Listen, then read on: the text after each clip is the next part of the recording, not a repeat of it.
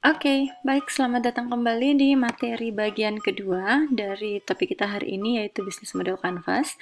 Di bagian kedua ini kita akan berbicara tentang strategi apa sih yang ada dalam sebuah BMC itu. Jadi BMC sebenarnya tidak hanya sekalian buat kalian tulis terus diperlihatkan kepada orang gitu kan, terus oke, ada bisnis modelnya dan hanya sampai situ gitu. Ternyata apa yang membuat bisnis model Canvas itu sangat efektif dan berimpact adalah karena di dalam bisnis model itu terdapat strategi yang kalian jalankan, kan?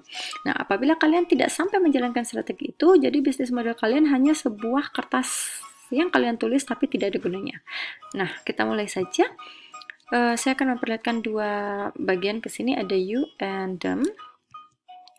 Pertama, apa yang dapat kita jual pada konsumen? Nah, biasanya kalau kita dalam usaha, kita berpikir apa sih yang kita ingin jual ke konsumen itu? Bagaimana kita dapat menjangkau konsumen? Hubungan apa yang ingin kita bangun ke konsumen? Dan bagaimana kita menghasilkan uang dari konsumen? Apakah kalian memikirkan hal ini? Saya rasa iya. Nah, coba kita lihat di box berikutnya. Dari segi konsumen, dari sisi konsumen itu mereka mempunyai masalah. Jadi masalah apa yang harus diselesaikan oleh konsumen? Bagaimana kita sebagai usaha membantu mereka menyelesaikan masalah itu? Bagaimana kita sebagai usaha dapat menyesuaikan pada kesibukan atau aktivitas konsumen? Ada dua pertanyaan lagi, seperti apa yang diinginkan konsumen untuk kita bangun bersama, dan nilai apa sajakah yang bersedia dibayar oleh konsumen. Jadi value apa yang kita miliki yang bersedia dibayar oleh konsumen. Nah, dari dua box ini, kira-kira yang mana yang lebih menguntungkan? Apakah yang sebelah kiri atau yang sebelah kanan? Nah, ternyata kalau kita lihat bersama, sebuah bisnis model Canvas itu akan berhasil jika kita lebih meningkatkan yang sebelah kanan ini dan tidak terlalu fokus pada pertanyaan di sebelah kiri. Artinya adalah satu strategi utama dalam bisnis model Canvas yang berhasil adalah, atau semua bisnis model yang berhasil adalah jika kalian melakukan usaha yang customer centric, berfokus kepada konsumen. Jadi kalian tidak menanyakan apa yang kalian bisa berikan kepada konsumen, tetapi kalian menempatkan diri ke sepatu mereka, di kaki mereka, lalu kalian bertanya, apa masalah yang konsumen sedang alami dan bagaimana kita sebagai usaha bisa menyelesaikan masalah itu. Itu yang namanya berfokus pada pelanggan. Itu strategi pertama dalam bisnis model.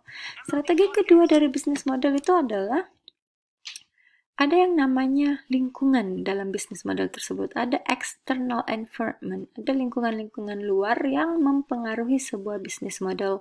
Jadi bisnis model kita itu tidak bisa berdiri sendiri. Itu pertama. Kedua, bisnis model kita yang kita buat itu sifatnya adalah fleksibel. Jadi bisa berubah kapan saja, tidak stick gitu kan. Jadi walaupun bertahun-tahun bisnis modelnya tetap sama, itu sangat salah. Sebuah bisnis model Canvas itu bisa berubah karena banyak sekali hal-hal eksternal yang mempengaruhi. Nah, ini adalah beberapa hal-hal eksternal dan rata-rata banyak yang ini masuk di istilah-istilah ekonomi, tapi saya mencoba menjelaskannya dengan sangat sederhana. Jadi 4 hal utama dari luar perusahaan atau eksternal yang sangat mempengaruhi. Pertama adalah kekuatan pasar. Kekuatan pasar itu termasuk segmentasi pasar, kebutuhan.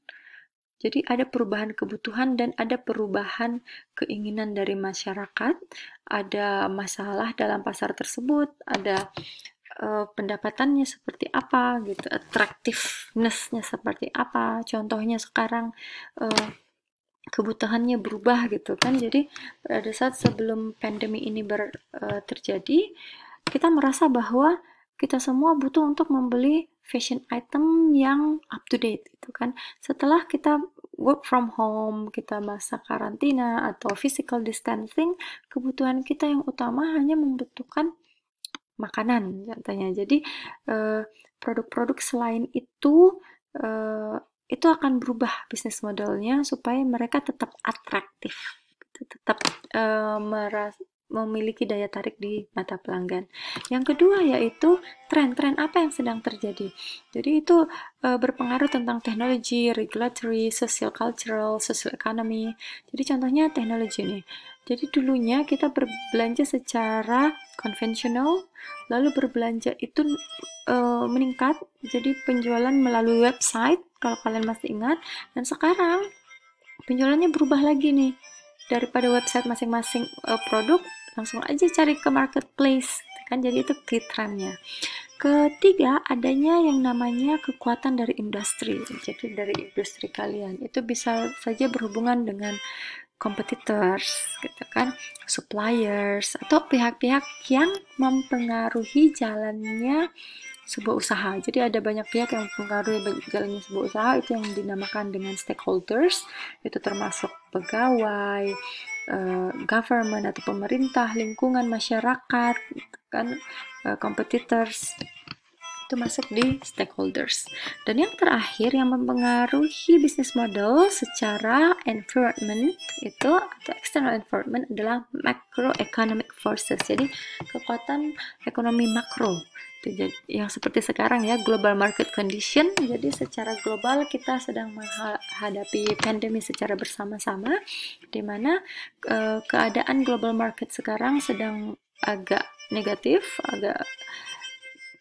dan banyak sekali hal-hal yang awalnya berjalan secara normal, akhirnya sangat terganggu, dan pasar-pasar yang dulunya tidak begitu atraktif menjadi sangat atraktif. Contohnya, pasar-pasar yang menjual alat-alat kesehatan sekarang malah sangat dicari-cari. Pasar-pasar selain itu mungkin agak stagnan, dan bahkan pasar-pasar seperti industri travel perhotelan malah mengalami masalah yang sangat besar. Nah, itu di macroeconomics. Hasilnya dari bisnis model itu akan menjadi seperti ini. Jadi kalian melakukan analisis, ya. Jadi sebuah bisnis model canvas yang berhasil sebenarnya tidak hanya, saya ulangi lagi, tidak hanya sampai ke membuat bisnis model dan selesai.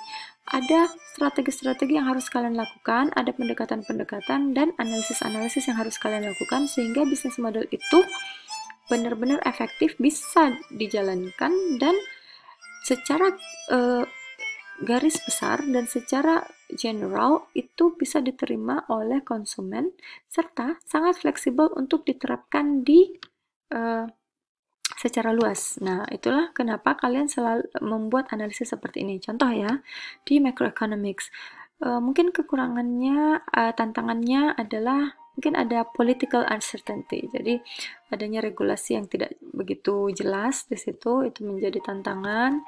Terus kelebihannya adalah ada investasi yang besar juga. Dari segi pasar itu membutuhkan seperti apa dan apa kekurangannya atau tantangannya. Begitupun di key trends dan industry forces. Nah, melakukan analisis seperti ini akan membantu kalian untuk membuat bisnis model desain yang lebih baru dari bisnis model yang kalian punya sekarang, kalian miliki sekarang. Jadi untuk mengadaptasi dengan perubahan yang terjadi di luar. Itu mengantarkan kita ke strategi ketiga dalam bisnis model, yaitu apalagi kalau tidak evaluasi dari bisnis model tersebut. Bagaimana cara mengevaluasi bisnis model? Kalian melakukan yang namanya SWOT analysis. Jadi saya rasa di semua jurusan kita mempelajari SWOT analysis ya. Jadi bagaimana kita melihat kekuatan kita atau strength, weakness kita atau kelebihan kita atau strength, kekurangan kita atau weakness, dan melihat opportunity, kesempatan yang ada dan tantangan yang ada. Nah, dihubungkan dengan bisnis model, kita melakukan SWOT analysis terhadap masing-masing blok. Jadi ada 9 blok, setiap blok itu kalian melakukan SWOT analisisnya. Jadi value proposition kalian, kelebihannya apa, kekurangannya apa, opportunity-nya apa, threat-nya apa, begitupun di box-box yang lain. Nah, selain itu, kalian menguji BMC tersebut dengan menggunakan satu set pertanyaan yang dinilai dengan Likert scale. Saya akan memperlihatkan contohnya setelah ini. Nah, apa gunanya melakukan evaluasi bisnis model menggunakan SWOT analysis ini? Itu untuk mengetahui posisi perusahaan atau usaha kalian saat ini, apapun usaha kalian usahanya just tip, kalian usahanya itu jasa pengantaran ataupun yang lainnya, itu kalian bisa melihat posisi usaha kalian sekarang seperti apa dan bisa melakukan proyeksi mengenai kemungkinan masa depan dari usaha kalian.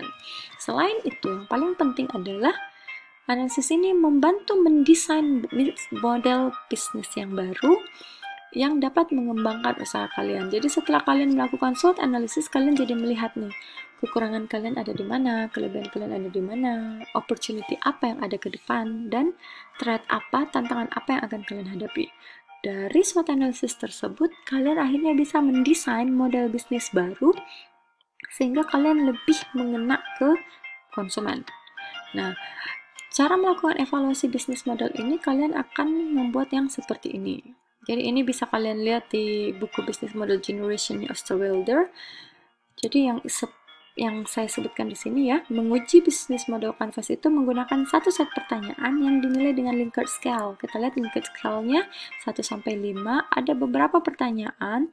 Kalau opportunities ada pertanyaannya khusus, untuk threat ada pertanyaannya khusus. Jadi contoh nih, untuk threat-nya di value proposition-nya, apakah ada produk pengganti yang ada di pasaran selain untuk produk yang kita miliki.